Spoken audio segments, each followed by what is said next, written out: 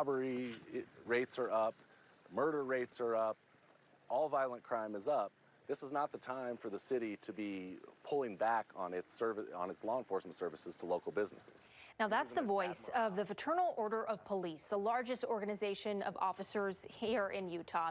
Now they are not happy about a recent change in how West Valley City Police manages off-duty security jobs. Neither are a handful of businesses, the KSL investigators learned, are in some cases paying twice as much for those services.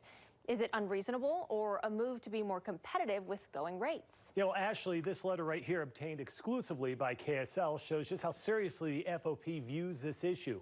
They're prepared to file a lawsuit, saying the change, quote, marks a disturbing and possibly illegal trend in the way in which law enforcement officers interface with local businesses for secondary employment. The city, though, sees it differently.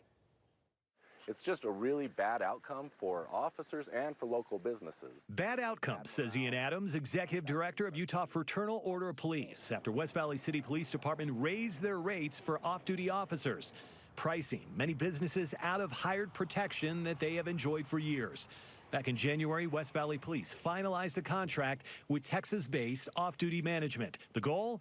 Manage these side gigs for their officers to better protect them and evenly distribute the jobs. The company's website advertises insurance, workers' comp, and other perks for departments at no cost to the agency. But those costs went elsewhere. Unfortunately, prices for these local businesses went through the roof. 3 years ago, West Valley officers were negotiating their own rates directly with businesses. Now it's $57 an hour for an officer with a 2-hour minimum. Compare that to $45 an hour for Salt Lake City Police and Unified's flexible rates, which average $38 an hour. Tooele Police, which also uses off-duty management, charges $60 an hour. Adams says by their count, 11 of 15 West Valley businesses that regularly hired off-duty officers have cut ties with the city. There's no reason to cost these local businesses hundreds of thousands of dollars more. Hundreds of thousands is right. These are some of the estimated increases in cost by FOP for businesses after the rate change. And take a look at these emails between these businesses and West Valley City Police obtained by public records request. Walmart, once paying $560,000 per year, now paying close to $1 million. St. Mark's Hospital suggests raising rates would mean cutting 24 officers they employ from West Valley. We're always going to try to look for the cheapest alternative. The rate hike meant Granite School District stopped hiring West Valley Police for their night school and big events like football games.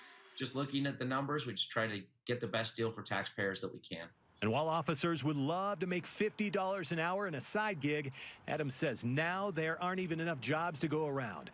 And regular, reliable jobs officers had are now spread out across the entire department, cutting their hours. And we've already begun to see officers leaving the department at a time when it's already difficult to recruit and retain qualified officers. And we feel that it has been an excellent program for West Valley City. The KSL investigators took all of this to West Valley Police Deputy Chief Scott Buchanan, who told us the change is about eliminating risk. He believes the new policy ultimately will lead to good outcomes.